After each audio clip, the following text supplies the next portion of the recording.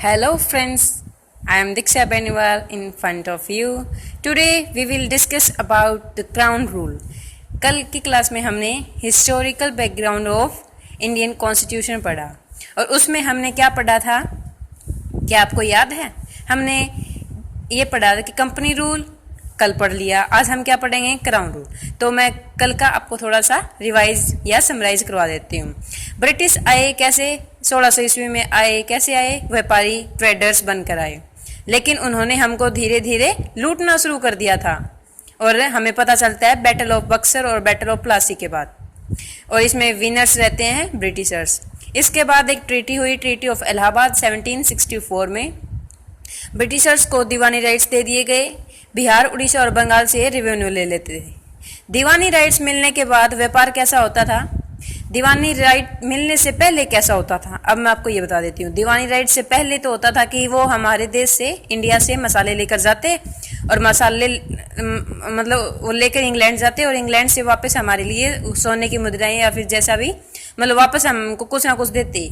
लेकिन दीवानी राइट्स मिलने के बाद वो लोग ऐसा करने लगे कि ना तो मतलब हमारा मसाला भी इंग्लैंड चला जाता और हमें उसके बदले में कुछ मिलता भी नहीं। तो इस तरीके से उन्होंने हमको लूटना शुरू कर दिया।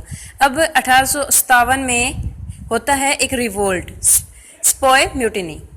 चेंज आता है इसमें। स्पॉय म्यूटिनी में ब्रिटिश थी वो हटा दी जाती है और डायरेक्ट ब्रिटिश कंट्रोल, मतलब जो ब्रिटिश गवर्नमेंट है उसको कंट्रोल में इंडिया कर लेती है और ये 1947 तक चलता है। इसी वजह से हम इसको दो टाइप में पढ़ते हैं, कंपनी रूल और क्राउन रूल। अब कंपनी रूल तो हमने कल पढ़ लिया, अब हम पढ़ेंगे द क्राउन रूल 1858 टू 1947। और कंपनी रूल में हमने अलग अलग एक्ट्स पढ़े थे। अब क्राउन रूल में भी हम अलग अलग एक्ट पढ़ते हैं। 1858 टू 1947 में क्या क्या होता है? तो first one is government of India act 1858। इसमें अलग अलग एक्ट बनाए गए, तो ये फर्स्ट है गवर्नमेंट ऑफ इंडिया एक्ट 1858। अब मैं थोड़ा सा क्राउन रूल के बारे में आपको बता देती हूँ। क्राउन रूल क्या था? ईस्ट इंडिया कंपनी को बिल्कुल मतलब हटा दिया जाता है और ब्रिटिश गवर्नमेंट डायरेक्ट रूल करना शुरू कर देती है। इसमें एक्ट्स बनाए गए। गवर्नमेंट ऑफ इंडिया एक्ट 1858 हमने पहले, अब government of India act 1858 it change the designation of the governor general of India to that of viceroy of India. पहले हमने क्या पढ़ा था? पहले हमने पढ़ा कि चार्टर रूल 1885 में पढ़ा था, गवर्नर जनरल ऑफ बंगाल को गवर्नर जनरल ऑफ इंडिया का बना दिया गया जाता है। और अब गवर्नमेंट ऑफ इंडिया एक्ट 1858 में क्या होता है? गवर्नर जनरल ऑफ इंडिया को वाइसरॉय ऑफ इंडिया बना दिया जाता है और फर्स्ट वाइसरॉय ऑफ इंडिया कौन है? लॉर्ड कैनिंग है। ठीक है। फिर है it ended the system of double government. जो डबल गवर्नमेंट का था, डबल गवर्नमेंट में क्या क्या था? एक तो था कोर्ट ऑफ डायरेक्टर्स और एक और था बोर्ड ऑफ कंट्रोल। तो इसको भी हटा दिया जाता है। और हटाया क्यों जाता है? बिकॉज 1857 के रिवोल्ट में कंपनी खत्म कर दी जाती है, मतलब ईस्ट इंडिया कंपनी हटा दी जाती है बिल्कुल, और कंपनी को कोर्ट ऑफ डायरेक्टर्स रिप्रेजेंट कर रहा था, तो इस वजह से ये खत्म की जाती है। ठीक है। It ended the system of double government by abolishing the board of control and court of directors. ठीक है। नेक्स्ट है इंडियन काउंसिल एक्ट ऑफ 1861। क्या? Indians involve. इंडियन काउंसिल के अंडर इंडियन इन्वॉल्व किए जाते हैं लेजिस्लेटिव काउंसिल में। और ये इन्वॉल्व कैसे किए जाते हैं लेजिस्लेटिव काउंसिल में? But as non official member.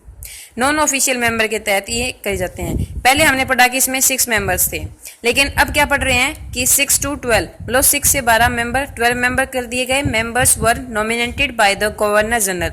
Governor general कौन था? Lord Canning. हमने पढ़ लिया कि first viceroy of India lord Canning और गवर्नर जनरल भी यही था। फिर हम पढ़ते हैं नेक्स्ट।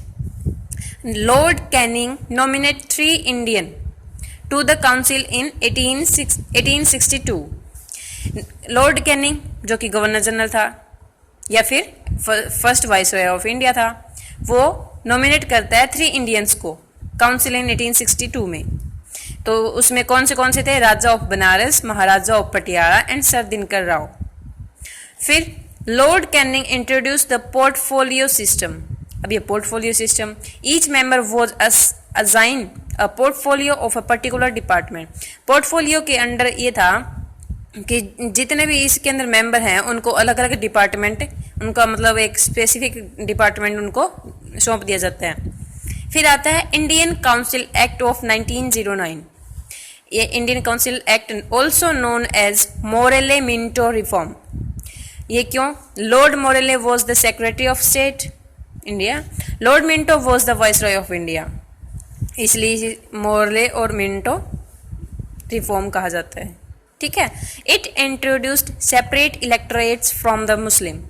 ये मुस्लिम्स जो लोग थे, मेंबर्स मतलब जो पीपल्स थे, उनके लिए एक सेपरेट इलेक्टोरेट्स मतलब ये अलग वोट देंगे मुस्लिम्स के लिए, only and only Muslim vote. ठीक है। देर यहाँ से शुरू होता है क्या? Divide and rule policy is going to start from here. Divide and rule policy यहाँ से शुरू हो जाती है। ठीक है।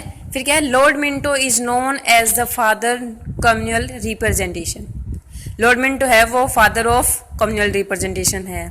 Lord Minto appointed Satyendra Prasad Sinha as the first Indian member of viceroy executive council. Lord Minto ने अपॉइंट कर दिया सत्येंद्र प्रसाद सिन्हा को इंडियन मेंबर ऑफ वाइसरॉय। ठीक है। फिर नेक्स्ट आती है government of India act 1919। Government of India act known as Montagu Chelmsford reform. अब ये कैसे है? लॉर्ड चेल्मस्फोर्ड था वो secretary of state for India and viceroy of India. ठीक है। तो अभी क्या है? डायरेक्टरी वॉज इंट्रोड्यूस्ड। इसके अंदर डबल सिस्टम जो था वो इंट्रोड्यूस किया जाता है, एग्जीक्यूटिव काउंसिल और ministers.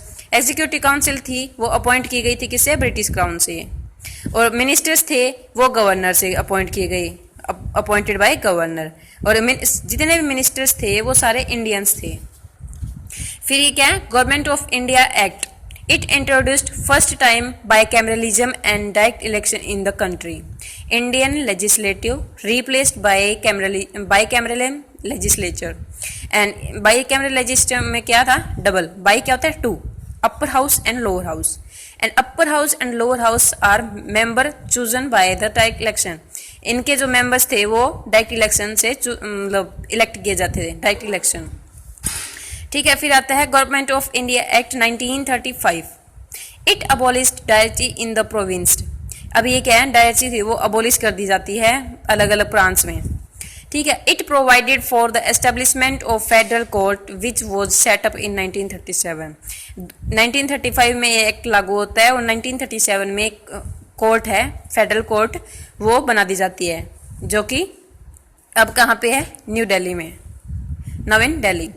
It provided for the establishment of RBI, Reserve Bank of India, to control the currency and credit of country. ये करेंसी को कंट्रोल करने के लिए और क्रेडिट ऑफ कंट्री। फिर नेक्स्ट आता है लास्ट में, अब हमें ये क्या है? फ्रीडम मिल जाती है।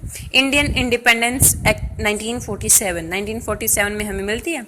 On February 2, 1947 PM of England, PM, Prime Minister of England, Sir Clement Attlee, declared that the British rule in India would end by June 30. अब ये जो प्राइम मिनिस्टर था इंग्लैंड का, सर क्लेमेंट एटले, इन्होंने डिक्लेयर कर दिया, क्या डिक्लेयर किया कि 30 को ब्रिटिश रूल है वो इंडिया से ख़त्म कर दिए जाएंगे। सेकंड, फिर क्या किया? इंडियन एक्ट ये में था, Muslim League demanded partition. It was based on famous, ये क्या है? Famous Mountbatten plan.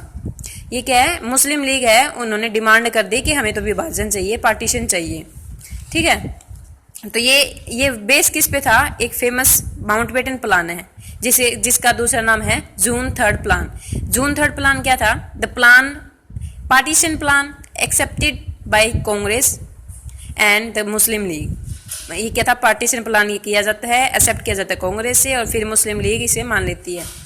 तो फिर feature of the act Indian independent act 1947 के था, एंडेड ब्रिटिश रूल एंड कर दिए जाते हैं। इंडिया फ्रीडम या इंडिपेंडेंट हो जाता है।